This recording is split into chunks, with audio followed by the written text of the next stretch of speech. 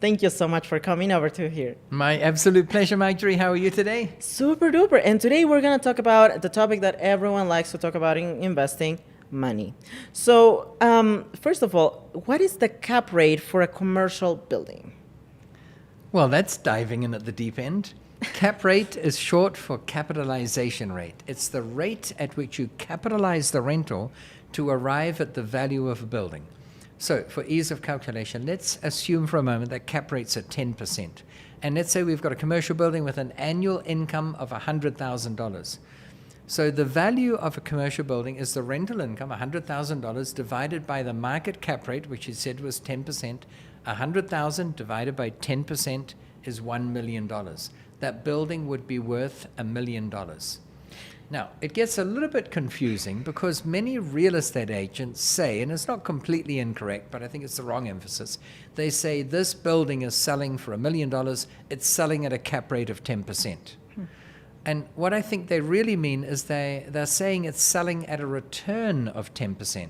If you buy this building for $1 million, you'll get a return of 10% or 100,000.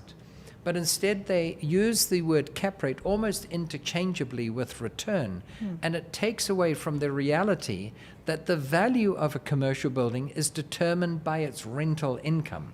And that's where it differs a bit from residential real estate. The formula with residential is that the ROI, the return on a residential property, equals the rental income divided by the purchase price. So this building is selling at a return of 5%, means you're getting a 5% return. That's why I'm saying, Major, it kind of means the same. It's selling at a cap rate of 10%. But if that particular building is selling at a cap rate of 10%, which is really a return of 10%, my question to the agent would be, but what are market cap rates? Now, here's the thing. Market cap rates, the cap rate of the market is the average of all the returns that buildings have been selling at. So if every building of that grade, say it's a grade A building, if they've all been selling at returns of 10%, then we would say the market cap rate is 10%. Now, if we have a building with a cap rate of, say, 15%, that makes it worth something different. So I think it's important to hear the difference between those two. But cap rate literally means capitalization rate. And here's the thing, at any one given point in time in a particular market for a particular grade of building, let's say cap rates are 10%. But over time, as an economy improves, cap rates tend to come down. And as an economy worsens, cap rates tend to go up. What does that mean? Well, as the economy improves, cap rates coming down means people are willing to spend more money to buy that $100,000 of income.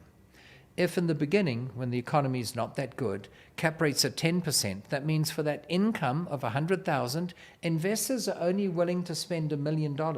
They want to see a 10% return. But as the economy improves and everyone thinks things are getting better, then investors are willing to spend, say, $2 million to buy that $100,000 of income.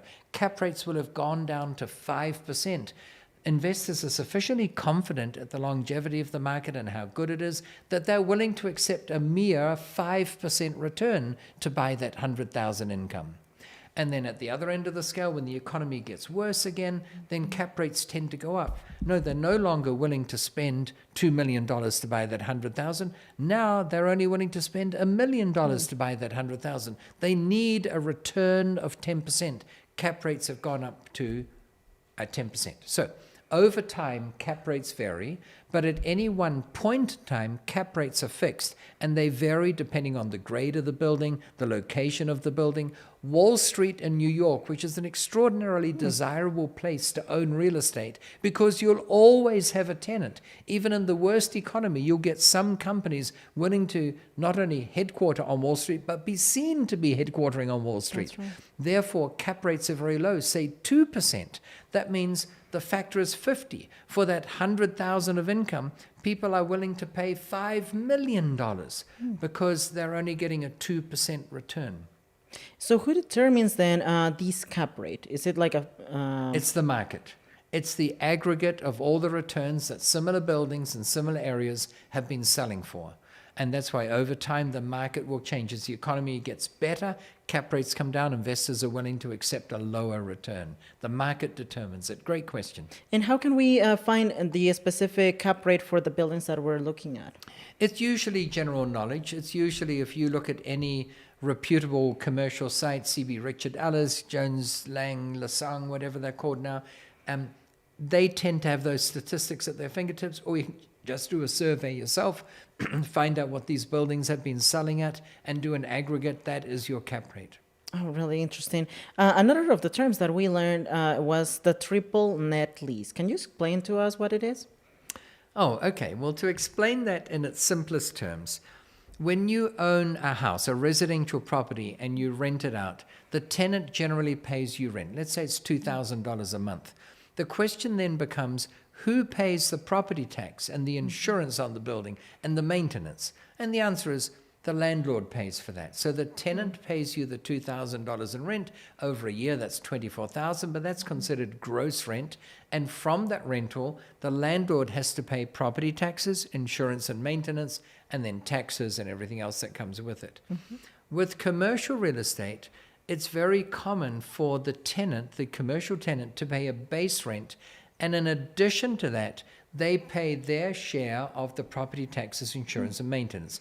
If there are two tenants occupying 50% each, they each pay 50% of the property taxes, 50% of the insurance, 50% of the maintenance. Often you'll have a mix of tenants. I've got a commercial building with 8 tenants, all on different areas, so they've got weird percentages of what they pay towards those things. So the base rent they pay, in addition to those other expenses, the base rent they pay is net of the property taxes, insurance, and maintenance. In other words, they pay those things in addition to those 3 items. And that's why it's called a triple net lease. It is net of those 3 items. They pay those in addition to the base rent. Why do we separate them out? I go one step further. My tenants often pay 2 amounts per month, not 1 amount. One amount is for the rent, the base rent, and the other amount is the 12-monthly budgeted prediction of what their property taxes, insurance, and maintenance will be. And the reason I split it in 2 is, let's say the insurance company increases their rates, which they did last year. Their premiums went up by 8% in 1 year. And my property taxes went up by 3%. What I do is I send my tenants a photocopy of last year's insurance statement and this year's insurance statement, and I show the numbers, same with the property taxes, and I say, these items have gone up, the rent hasn't changed, but your new budgeted annual costs are going to go up to this level. And then they know that I'm not jacking the rent up, the rent has stayed the same, it's actually the city council and whoever provides those other services that have increased their amounts. So triple net means it's net of those 3 items, they pay those in addition. And the other form, if it's not triple net, Marjorie, it's commonly, in the United States anyway, it's called a gross modified lease. And how does that work then? Well, that's where you as the landlord, you pay all those expenses and the tenants pay you one amount. Sometimes they pay their own electricity, that's why it's modified. Sometimes they pay the gas, they pay their own telephone services if they get them in, or internet services, but you might pay the property taxes and they just pay one gross amount for their rent. Interesting. And I really like how you provided us this idea of splitting the rent, how you do it for your tenants, because it does let them see why their prices are increasing instead of just thinking, oh, maybe I have a bad landlord. So, right. Or he's sneakily increased the rent without telling us. yeah, it makes it way more clear for them to understand why the prices went up. Right. So when talking about tenants and dealing with them, I know that there are some improvements that they may want to do. What are some of the most common improvements you have been requested by your tenants? Usually with commercial space, and I'm heavy on office space, is they want an interior remodel. The carpet's tired and worn and they want it redone. And often they'll do it themselves during a lease. If they've got a long-term lease, they just want it revamped, so they put new carpets in. But sometimes they might wait until the lease expires and then they use it as a bargaining chip. Well, we'll sign up again, but in return you have to do, and then they come up with a laundry list of things they want you to do. New carpets. And it's all supply and demand. Like sometimes, after the GFC, we had a lot of supply and not much demand. So we would offer great incentives for people to come in. A 3-month rent holiday, yes, new carpets if you wanted. You want a new hot water cylinder, a bigger one? Okay, we'll put that in. It didn't matter. But other times when it's really easy to get tenants, we don't need to offer much. And if someone says, we want new carpets and a new ceiling and new walls and new windows, it's basically a new building, and yet there's another tenant standing right beside them, a potential tenant who says, we'll take it as is, then why would you go and do all those things? So it's supply and demand, like anything. And in the case of all of these improvements, who is the one that is going to be responsible for paying for all of them? Well, if it's part of the negotiation to get the tenant into the building, then it's usually the landlord who pays for them. But very often, if they're in the middle of the lease and they want some dramatic change made, then the lease stipulates that the landlord may agree to implementing these things, but the tenant will pay extra rent in the form of X% of the cost of the improvements. So they want $20,000 spent on it, then they might pay 4, 5, or 6% of that every year in the form of extra rent to enable you to make those changes. And everyone wins. The tenant wants those changes because they'll make more revenue by having that new carpet in there or the new facade or whatever. So, it's not all bad from that perspective. And you win because you've got a tenant who's signing up for another 5 years. Yeah, and you've got that security for that passive income that is going to be coming for your building. Plus, those extra improvements, once your tenant moves out, you can still use it for increasing the price of the rent that you're going to be That's having. right, because those improvements are still there. Yeah. Now, another of the financial aspects of a building is the sales price. So when it comes to a building, who determines the sales price for this building? Well, that's a complex question. There's not one person who sits there in judgment and says, this building will sell at that price. So you've got many parties involved. You've got the owner of the building who's selling, and he might say, well, I want $8 million for this. And he might talk with an agent, and the agent says, I can tell you at that price you won't find a buyer ever because it's only worth $3 million.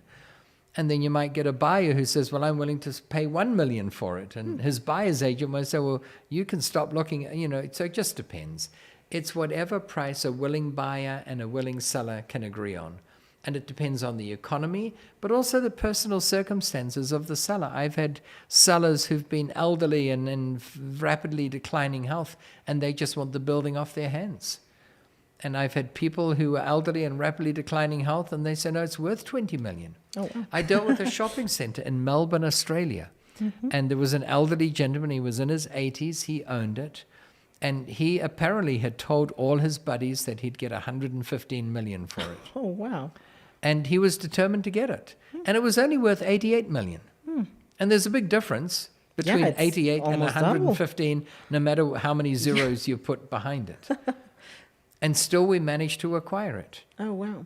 He got his price, and we paid our price. And you might wonder, how's that possible? Yeah, How please could tell he us. get 115 and we only paid 88? Oh, how did that happen then? Well, it's all to do with psychology. So he'd told all his buddies that he was going to get his price and he wouldn't sell it for a cent less. And so we thought to ourselves, how can we make this work? So we went to him and we said, listen, if we give you a DB bond, a bond from Deutsche Bank, it's a bank that was operating big time in Australia at the time. If we give you a bond that matures in 5 years' time at 115 million, would you be willing to accept that as payment?